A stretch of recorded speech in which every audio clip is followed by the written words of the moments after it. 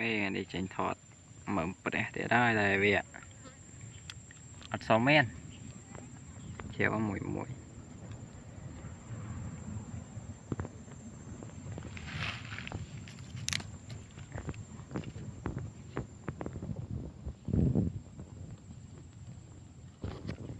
chỗ còn nó này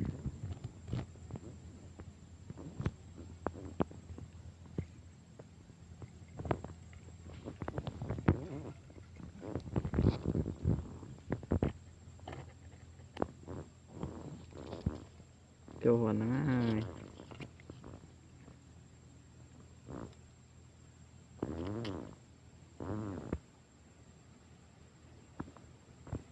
chỗ bạn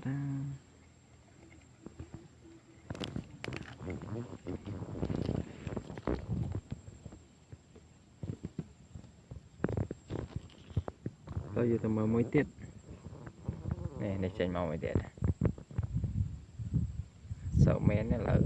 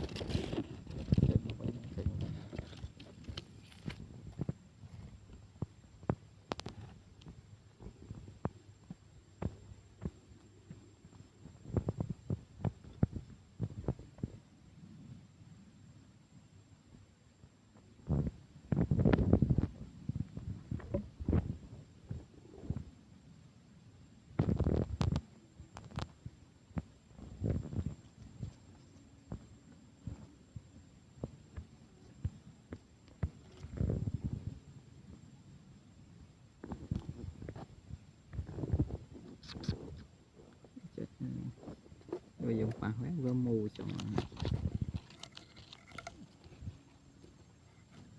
phá hoét mù mà